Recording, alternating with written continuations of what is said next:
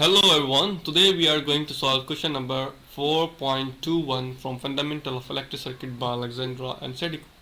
इस क्वेश्चन को हमें खुद ही डिज़ाइन करना है और इस क्वेश्चन के अंदर जो वैल्यूज़ हैं, फॉर एग्जांपल रेजिस्टेंस की वैल्यू है, आई की वैल्यू, करंट की वैल्यू है या फिर वोल्टेज सोर्स की वैल्यू, ये हमें खुद डिज़ाइन करनी है।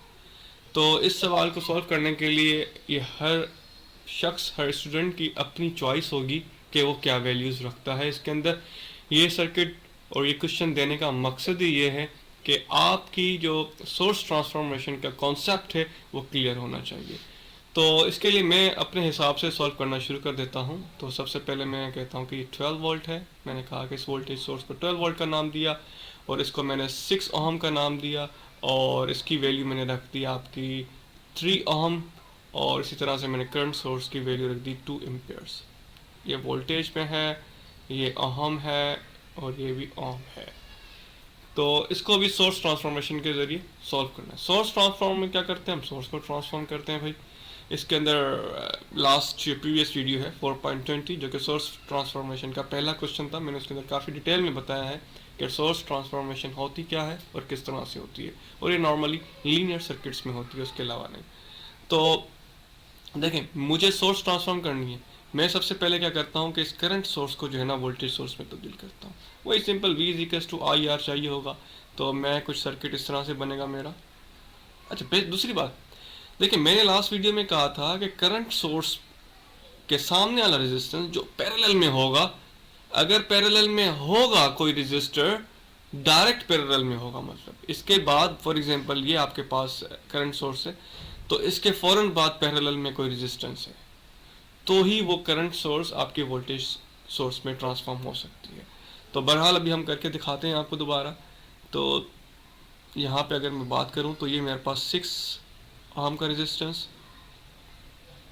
ये आई नोट जो इसके अंदर इंटर हो रहा है, और उसके बाद आपके पास ये कुछ इस तरह का सर्किट बनेगा। एक और रेजिस्टेंस, ये जो आपके पास रेजिस्टेंस था, जब मैं इसको वोल्टेज सोर्स में ट्रांसफॉर्म करूँगा तो ऑब्वियसली बात है ये आपका क्या हो जाएगा, सीरीज में आ जाएगा। किसके साथ, वोल्टेज सोर्स के साथ, क्योंकि ये वोल्टेज सोर्स में तब्दील हो गई।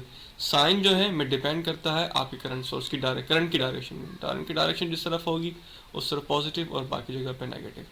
तो ये कुछ वोल्टेज सोर्स मेरी बनेगी 6 V equals to I R 2 multiply by 3, तो इक्वल्स टू 6 के बराबर रहता है। मुझे सबसे पहले आई नोट कैलकुलेट करना है, तो मैं सिंपल सा KVL लगाऊंगा और आई कैलकुलेट करना है मुझे सिंपल, और यहाँ पे 12 वोल्ट है, तो मैं कहूँगा -12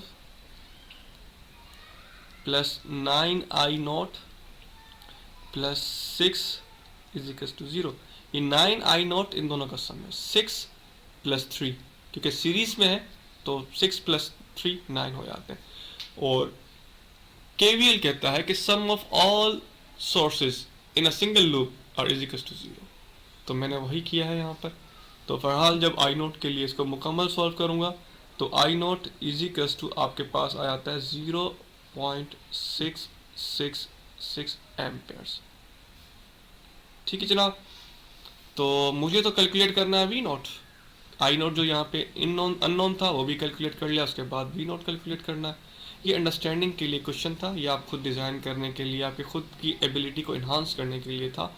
तो इसके अंदर दो चीज़ें अननोन थी, एक आपके पास वी नोट है, आई नोट है, इसको कैलकुलेट करना है।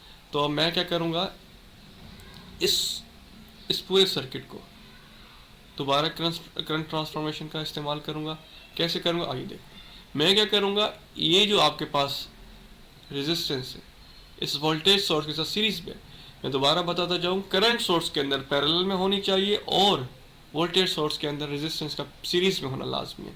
जब मैं इसको V equals to sorry I is equals to V upon R करूँगा तो आपके पास यहाँ पे इसकी जगह पे मैं इसका कलर चेंज कर लेता हूँ। इस वोल्टेज सोर्स की वजह से जो आपके पास करंट सोर्स आएगी उसकी वैल्यू कुछ ही आएगी। ये आ जाता है हमारे पास करंट सोर्स जो कि हमारे पास 2 एम्पेयर आएगी। अब ऐसी बात है 12 डिवाइड बाई 6 तो 2। देन हमारे पास आ जाता है इसके बाद सर्किट कुछ इस तरह से, और उसके बाद ये आपके पास रेजिस्टेंस जो कि सीरीज में थी वो पैरेलल में आ गई। ये हमारे पास क्या आ जाएगी 6 ओहम। ठीक है जनाब, आगे चलते हैं और ये हम बात करेंगे इस सोर्स की। अब देखा जाए तो ये दोनों आपस में सीरीज में है। मेरी राइटिंग थोड़ी बुरी है लेकिन कॉन्सेप्ट मैं होपफुली आपको डिलीवर कर रहा हूँगा और पढ़ने में भी आसानी लग रही होगी। इतनी बुरी है लेकिन इतनी बुरी भी नहीं है कि समझ में ना आए। तो आगे चलते हैं, इसको फिर मज़ीद मैं इसको पैरेलल में कर लूँगा। क्यों? क्योंकि ये दोनों सीरीज़ में है। तो वही 6/3, तो हमारे पास से 3 ओम तो एग्जैक्ट आ जाएगा और आपके पास करंट सोर्स यहाँ पे आ जाएगी जो कि आती है आपके पास 2 एम्पियर। तो हमारे पास इसके अक्रॉस वी नोट कैलकुलेट करना है। जो यहाँ वी बनेगा वो इस नोट पे वी वोल्टेज बनेगा।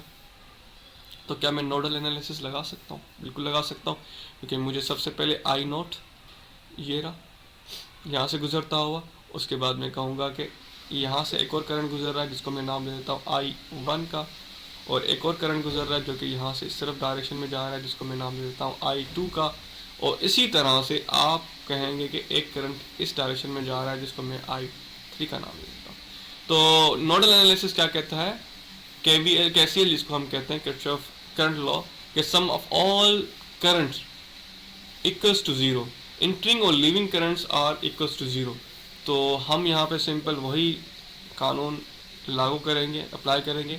आई नोट जो कि करंट इंटर हो रहा है एंड देन प्लस I3 जो कि करंट इंटर हो रहा है, रिमेनिंग करंट्स में कहूँगा कि लीव कर रहे हैं जो कि हमारे पास I1 है एंड प्लस I3 है, सॉरी I2 है। तो इनके अगर मैं वैल्यूज डालूं तो I नॉट हमारे पास 2 है एंड देन प्लस हमारे पास आता है I3 जो कि 2 एम्पियर है वो भी, एंड देन इजिकल्स टू हम कहेंगे कि ये जो V नॉट है यहाँ पर, जो कि V नॉट है यहाँ पर, उसको देखते हुए V नॉट अपॉन 6 ओम, ये जो 6 ओम इसका रेजिस्टेंस है, 6 ohm plus V not upon 3 ओम। तो जब इसको हम सिंप्लीफाई करेंगे तो V नॉट हमारे पास आ जाएगा 8 वोल्ट, सॉरी 8 वोल्ट। तो मैं उम्मीद करता हूँ ये सवाल समझ में आया होगा। अगर कोई भी क्वेश्चन हो कमेंट बॉक्स में कमेंट करें, उसका आंसर दे दिया जाएगा। Thank you for watching.